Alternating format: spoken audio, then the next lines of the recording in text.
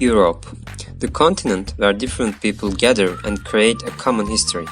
An attractive destination for all people around the world, but especially for immigrants. In my travel in Europe, I observed the lives of immigrants and attitudes towards them. Before I go into the topic, let me introduce myself. I am Ibrahim Bulut, a university student in Istanbul Koç University studying economics. I have encountered many immigrants and refugees in my city, Istanbul, and decided to learn more about these people during my project. My first destination was Barcelona. In this city, while I was visiting the touristic places, I have always seen many immigrants in the streets or parks. They are mostly from North African countries such as Morocco and Algeria. There were also many from Afghanistan and Pakistan. These people usually sell some stuff or have some temporary jobs. However, they seem generally happy with their situation here. A local guy whom I spoke to there told me that here even Spanish people are originally immigrants and there are many different races which embody the whole Spanish people. That's why they are tolerant of other immigrants and know how to live together with them. With its charming nature and long beautiful coasts, Marseille was my next destination. This French metropole was particularly important for my project since 1/3 of its population consists of immigrants. It's possible to see immigrants in every corner of the city who come from various African countries. The city faces a big garbage problem, which is said to be caused mostly by immigrants. Moreover, there is sometimes a strict distinction between the areas where French people and immigrants live. Immigrants, especially the poor ones, usually live in the outskirts of the city. Despite all these facts, the city is a very welcoming place for people with different backgrounds.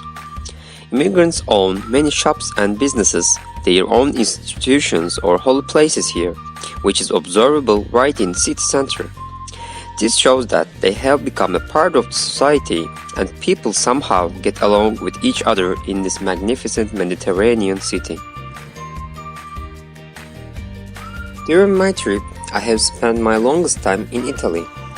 Italy hosts more than 5 million immigrants in its lands, most of which are from Balkan states like Romania and Albania.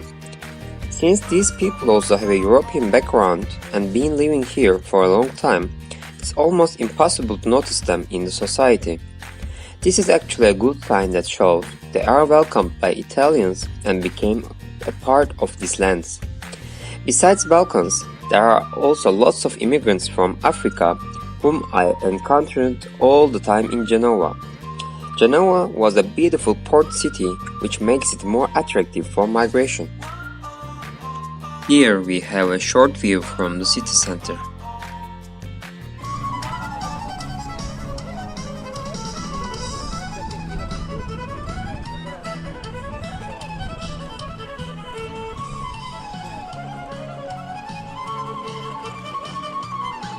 It was a lively city with its warm people and cheerful atmosphere. After Genoa, I have been to many Italian cities such as Cinque Terre, Pisa, Florence and Milano. I was amazed by the nature and history of these cities. However, they weren't so fruitful for my project because they are overly touristic places and it's even hard to find any local people there. In Milano, I had the chance to have a conversation with locals, foreigners and travelers after we had played basketball together. I've learned that this city was mostly for well-off people and it's usually hard to live here for migrants. The last country I visited was Germany. I have made a long train travel from Milano to Munich and seen the fascinating nature of Europe. Germany was a very special destination for me and my project because approximately 3 million Turkish people live in this country. In Germany, you can see Turks literally everywhere, which was so surprising for me. It has been many years since Turkish people first started to move here, and I think now they get along with Germans very well. There are plenty of shops, markets and businesses run by Turkish people, and they are totally included in the social life. I've spent 2 days in both Munich and Berlin, which were very historical and beautiful cities. The country is also home to many Syrian refugees. With an effective government policy and a high tolerance from its people, Germany does a great job welcoming many foreigners to its lands. My 2-week journey finished here, and I went back to my country. I have learned many new facts about the lives of immigrants who are settled in Europe. I think almost all of these people are happier here compared to their old places. Actually, this is why they came here at first place. Nevertheless, they are not out of any problems. They sometimes face barriers like language, working conditions, jobs, and discrimination. But of course, every problem has its solution too. European society is ready to overcome all of the challenges. I believe that governments play a great role and should encourage people to live together peacefully. And after I've seen the attitudes of both locals and newcomers, I'm sure that it's totally achievable.